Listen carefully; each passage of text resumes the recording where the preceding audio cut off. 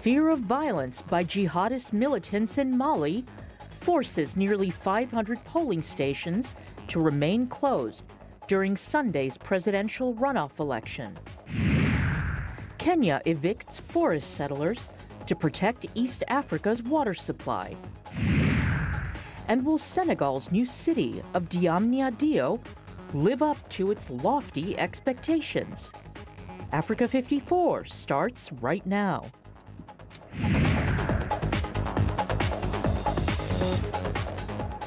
Good evening, I'm Esther Gidui. You are in for Vincent Makori. This is Africa 54. Fear at the polls caused nearly 500 polling stations in Mali to remain closed during Sunday presidential runoff election, despite a heavy security presence to thwart any violence. Threats of jihadist attacks kept many polling stations closed. Malian voters cast their ballots to decide whether to re-elect incumbent Ibrahim Boubacar Keïta to a second five-year term or replace him with opposition challenger Soumaïla Cissé. Vote tabulations are underway in some of the 23,000 polling stations across the country. President Keïta, 73, took 42% of the vote in a field of 24 candidates in the first round of voting, compared to 18% for the 68-year-old Cissé, who also lost the 2013 election to Keïta. Results from the first round took 5 days to emerge. However, with what appears to have been fewer voters and only two candidates, the results are expected to take less time to be released in the second round. The government beefed up security for Sunday's runoff, deploying 6,000 troops in addition to the 30,000 who are already on duty. Despite the added security, a polling station president was killed in the northern Timbuktu region, and the polling station there was burned down, according to the Citizen Observation Pool of Mali, which had more than 2,000 observers.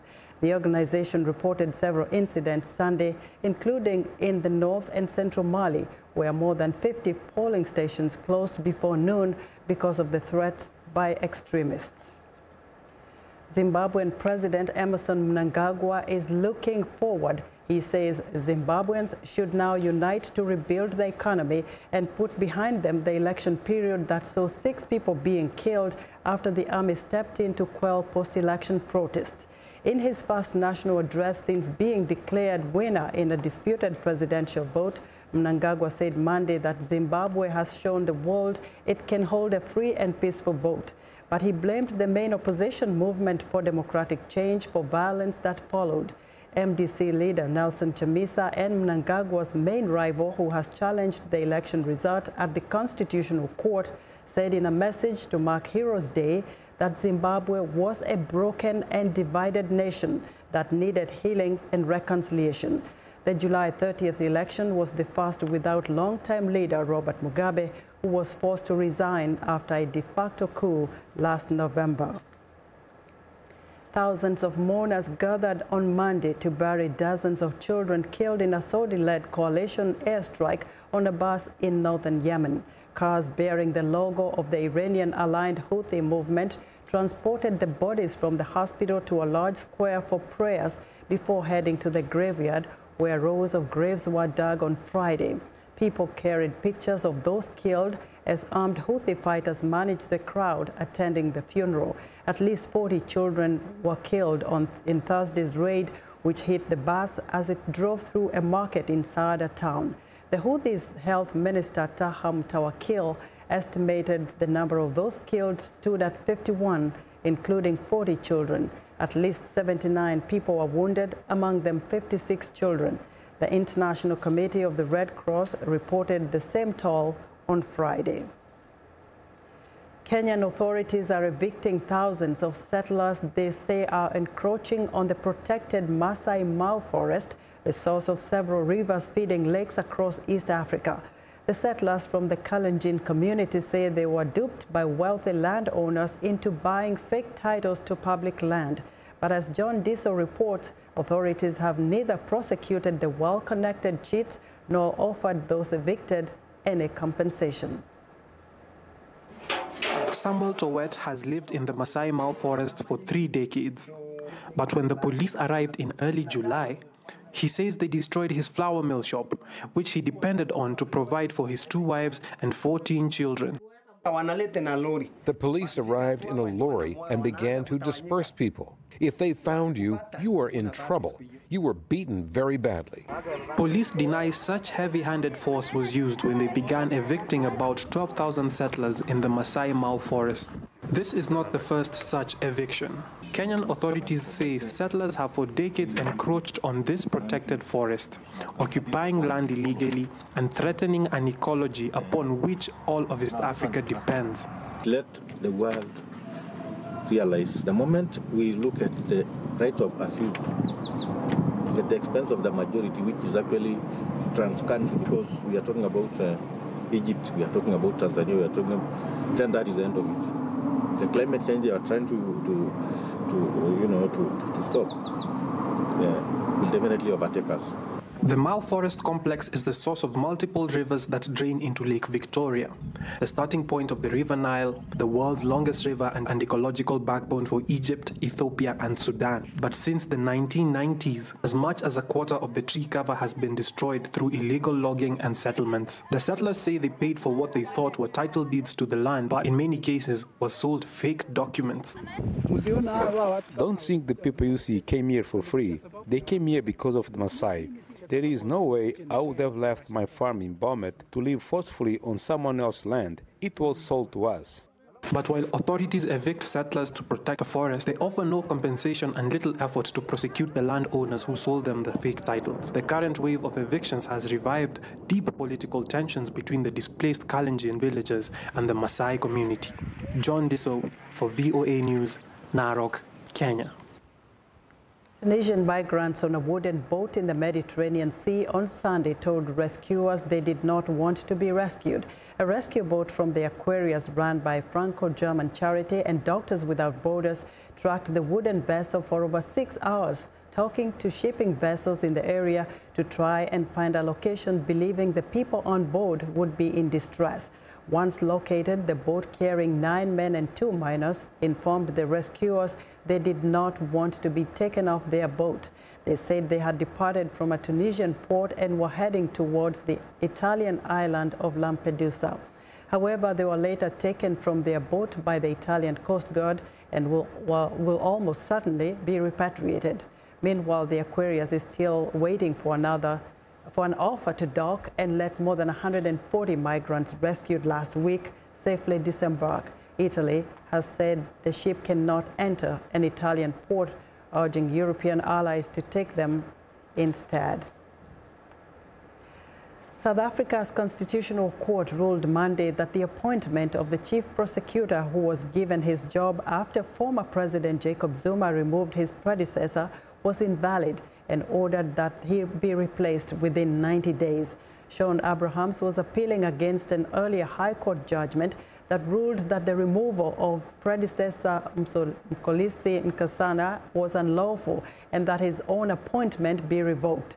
Zuma faced a string of corruption allegations during his time in office, and Abrahams was accused by the opposition and rights groups of shielding the president from prosecution.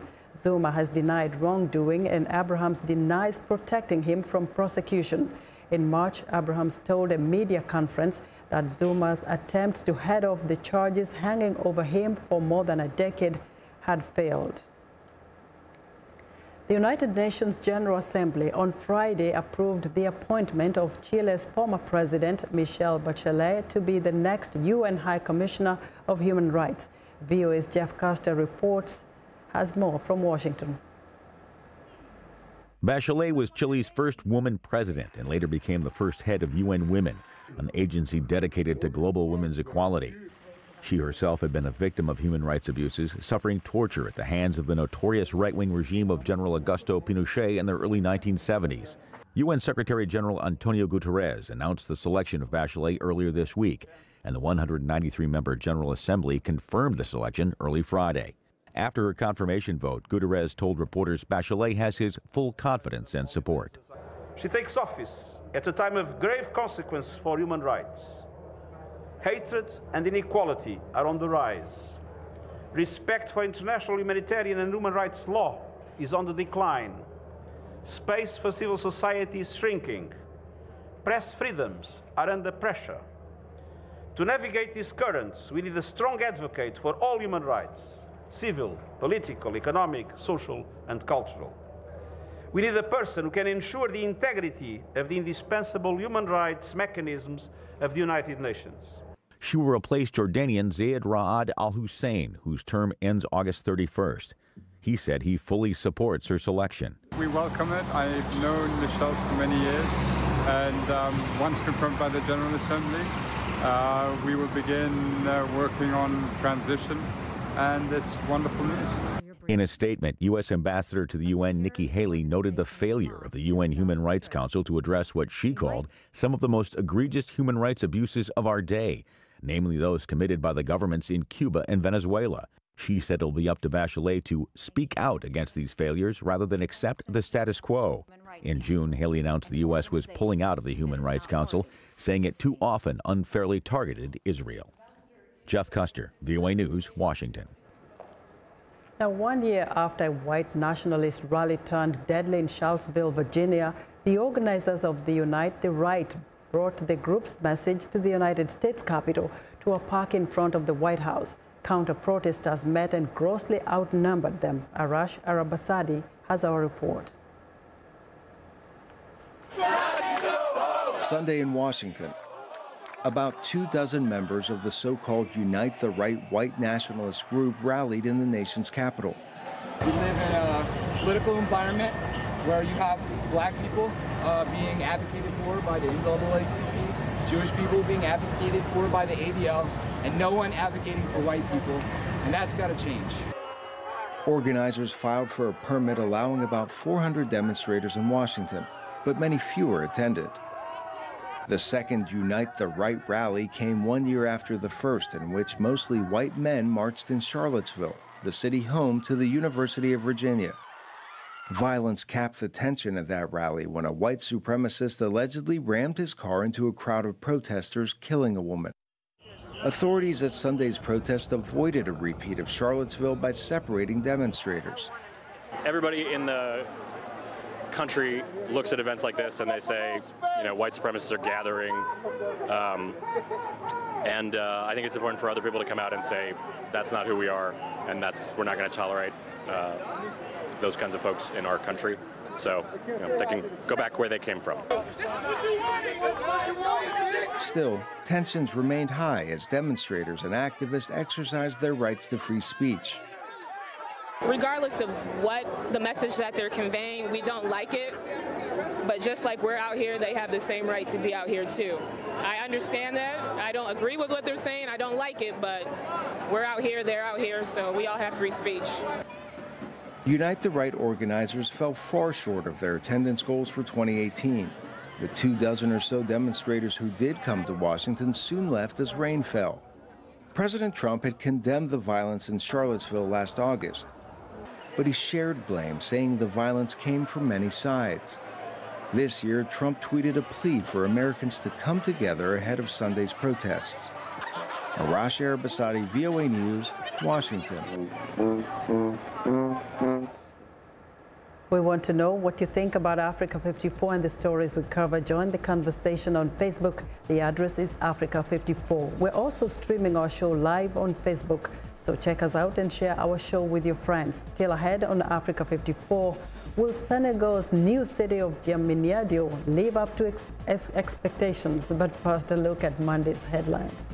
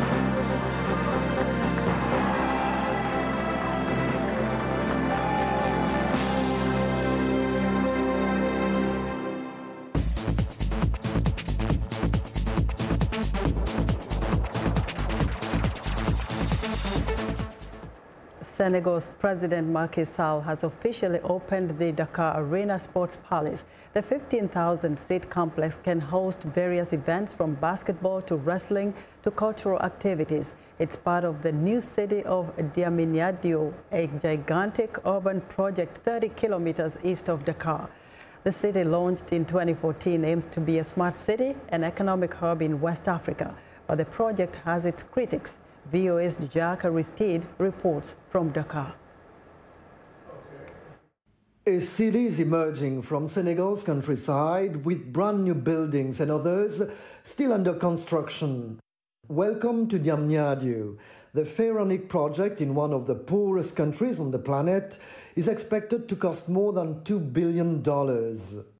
Senegal plans to develop housing, green spaces, administrative districts, industrial zones, universities, research centers, and sports facilities. The goal is to relieve congestion in Dakar, the capital, which is home to 3 of the country's 15 million inhabitants. Seydou Sissal is in charge of promoting the Diamniadio and Lac Rose urban centers. The project is part of the Emerging Senegal Plan, aimed at creating more wealth and jobs in Greater Dakar. But its effect will be felt throughout the country. The project is based on economic features and events.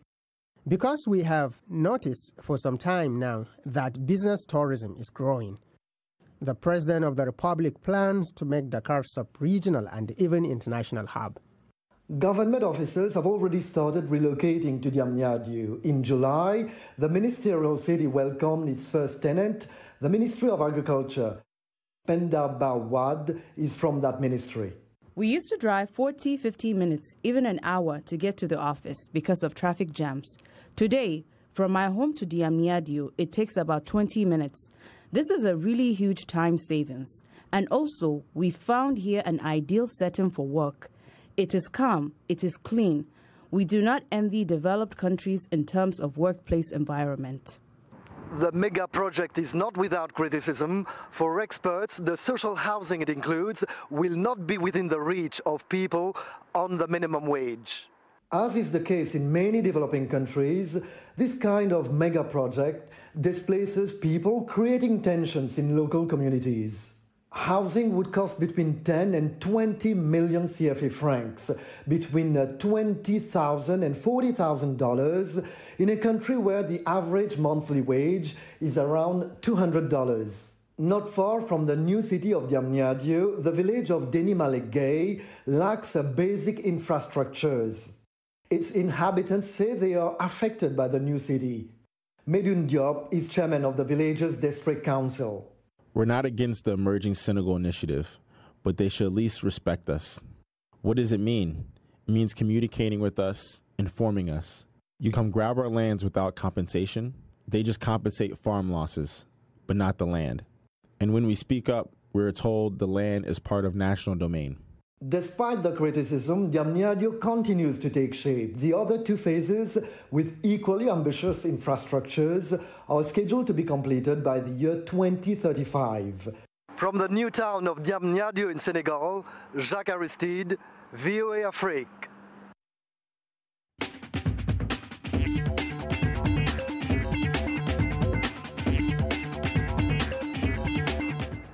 Now, the Next Generation Awards is an organization that recognizes, awards and celebrates Africans around the world in all fields of entertainment. The organization's founder and CEO, Bernadette Keyi, is a Nollywood actress, a fashionista, and a nephrology nurse here in the United States. She joins us in the studio to tell us more. Bernadette, welcome to Africa 54. Thanks for having me. Nephrology, you know, that's a kidney specialist, something to do with that? That's right. But let's get back to the awards first. Well, first of all, why recognize Africans only in the field of entertainment? Why not other areas as well? Well, that's the area where we are more comfortable at this moment. There are other areas that are in medicines, in nursing, in innovations, and all the other stuff. But at this moment, we are more comfortable in bringing in the entertainment side of it first. Okay, entertainment is more key in terms of what you're doing right now. So first of all, how do people get nominated? They have to be they have to be submitted by someone, or they can also submit themselves, submit their work. And then we have a panel of judges that will go through your work and make sure that it's of standard to what we are looking for. And then if you have, for example, we have like 10 submissions, and in that category we need just 5, and it's going to be based on the first 5 best on that category. And what do they take home? What do the winners take home? They take a trophy home. They take home a trophy. Networking home. They take knowledge home. They take experience home. So what really is the goal behind this? Is this a sort of incentive to make other young Africans come up with innovative ideas? What is the goal really? The goal at this point is to have an interconnection between the artists and the managers and the market. So at this point where they have sports, we just got involved with a minor football league. So we're trying to get the younger athletes in the community to join this group instead of just them trying to do the little, too many groups in the community. We just want to create one big league in the community so we can have it like a diaspora football league and up to the NFL level, hopefully. Now, you were born in Cameroon. Is this something that you started far back in Africa, or is this something that you started when you got here in the United States? It's something that we started way when back. When I got here. So what was the inspiration behind it? It was just work, school, work, school, work, school, and after school, work, work, work. And it became really monotonous. And as you know, the diaspora is just like that. So we figure we're trying to look for a way to meet every year.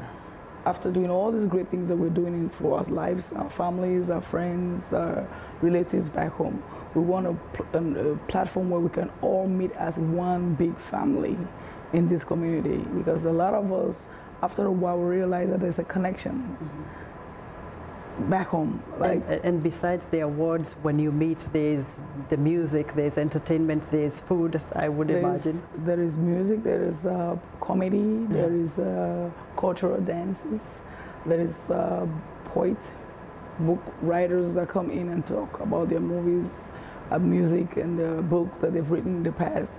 And they talk about the rooted stories that originate from Africa. And in that platform, they have a lot of filmmakers that are actually ready to buy those projects and flip it into movies. So very briefly, do these awards kind of give incentives to other people to start doing something in entertainment? For now, we are a non-for-profit organization. Everything that we do is strictly without profit.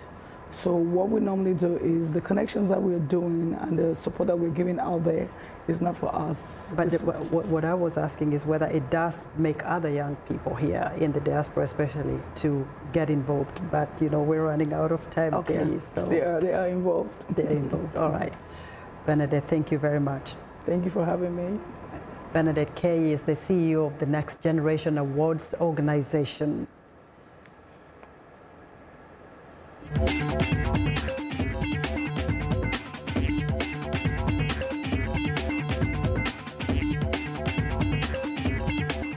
And welcome back to Africa 54. Here's what's trending. All it took was one tweet from actor Idris Elba on Sunday to fuel widespread speculation as to whether the British star would be the next James Bond. My name's Elba. Idris Elba created an online frenzy after it was shared over 18,000 times on the social media platform. He followed up with that post with "Don't believe the hype" later in the afternoon, but already fans and media had started to comment. Actor Daniel Craig is confirmed to be returning to the role for the next Bond film, but that still hasn't stopped many speculating who will eventually replace Craig. Representatives for Idris Elba have not replied to requests for commented on the tweets, and that's what's trending today. Now let's talk about going green. One soccer team has its goal to become the first professional sports team in the world to be certified carbon neutral. It's an official designation recently awarded to the team by the Secretary in charge of climate change at the United Nations. But that's not all. The team may also be the world's first 100% vegan football club. Here's VOA's Mariama Diallo. This 2,000-seat soccer stadium is powered entirely by green energy. Forest Green Rovers chairman Dale Vince took over the club 8 years ago with the goal of implementing sustainable solutions. We've got solar panels on the roof of the stand behind me. We make 20% of all of our electricity here from those panels. The rest we bring in from windmills from around the country. And that was just the start. We have an electric kit van. We use electric pool cars. We've got charging points out the front for our fans so they can come to a game, plug in and get home again. And food, we're vegan, which is the biggest difference anybody can make with their diet. 28-year-old left-back Joseph Mills, who joined the club earlier this summer, says he's often asked about the team's vegan diet. When you speak to other players from other clubs, they always ask about the vegan side of things, and obviously in and around the training ground and the stadium, and with the fans coming to the games, they obviously get to see and taste the food, and from what I've seen and tasted so far, it's been brilliant. And players have responded well to the plant-based menu, says head chef Jade Crawford. They said it was really good. They had a lot more energy from it because your body's not taking so long to digest the meat and the dairy products, you know. On the playing field, the head groundskeeper Adam Whitshell has traded the team's gas-powered mower for one that runs on solar. He's especially proud of the team's organic field that he says is 100% pesticide-free. We use no chemicals and no products that contain animal byproducts.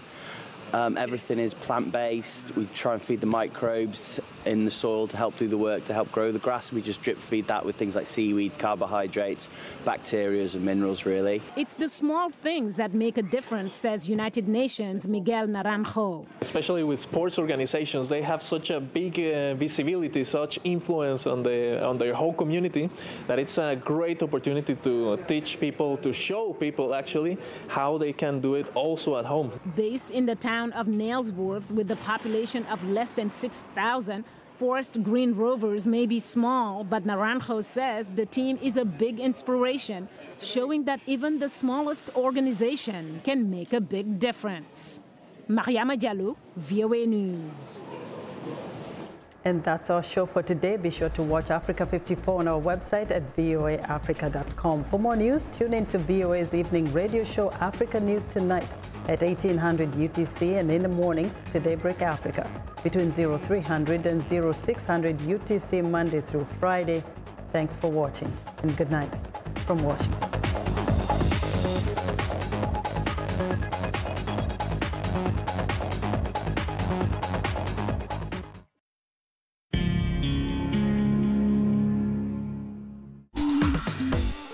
Welcome to English in a Minute. We have already learned a few idioms relating to eyes. Here is another one for you. See eye to eye. Do you use this phrase when you look deep into someone's eyes? Is the yoga class over already? I left a little early. Why? The instructor and I didn't see eye to eye. You